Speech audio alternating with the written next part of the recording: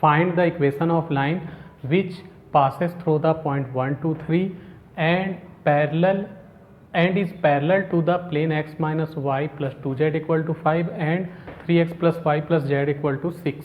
तो यहाँ हमें एक लाइन का इक्वेशन फाइंड करना है, एक स्ट्रेट लाइन का इक्वेशन फाइंड करना है, और इक्वेशन लाइन एक पॉइंट से पास हो रही है, वो पॉइंट बताया गया है। साथ ही साथ दो प्लेन का इक्वेशन दिया गया है, दोनों प्लेन से जो लाइन है, रिक्वायर्ड लाइन है, वो पैरेलल है।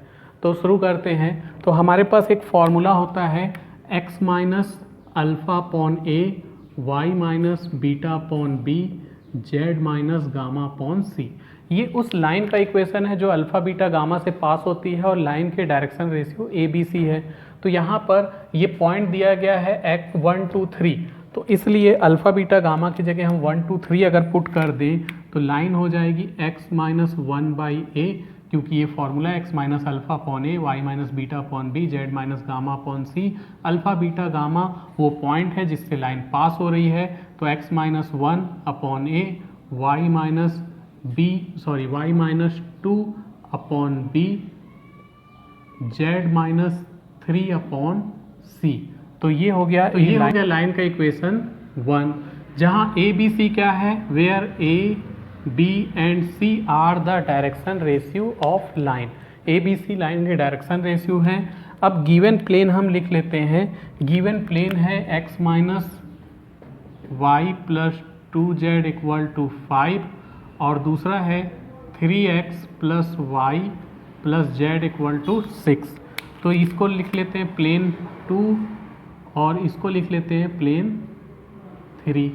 तो प्लेन 2 और 3 के पैरेलल है लाइन 1, तो यहाँ हम लिखेंगे बिकॉज प्लेन 2 ये है और लाइन 1 पैरेलल है, तो प्लेन 2 के जो डायरेक्शन रेशियो है, प्लेन 2 के नॉर्मल के डायरेक्शन रेशियो 1 माइनस 1 2, और इस लाइन के जो डायरेक्शन रेशियो है ए बी सी है। तो प्लेन और लाइन के पैरेलल होने की कंडीशन होती है a1 a2 plus b1 b2 plus c2 equal to 0।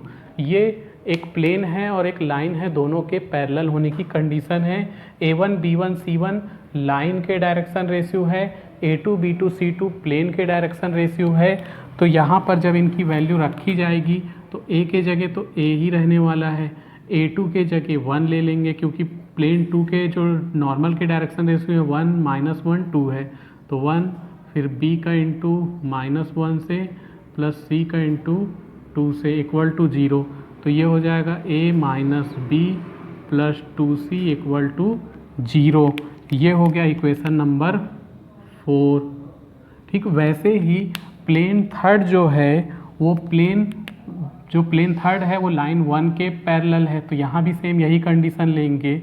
तो a into 3 plus b into 1 plus c into 1 equal to 0, तो 3a plus b plus c equal to 0। ये हो गया इक्वेशन नंबर 5।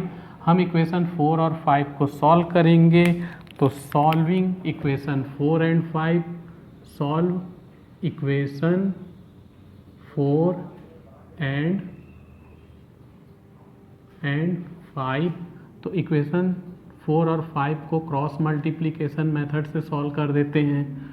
तो यहाँ पर ये ले लेते हैं a, यहाँ b, यहाँ c, a upon minus, b upon minus, c upon minus.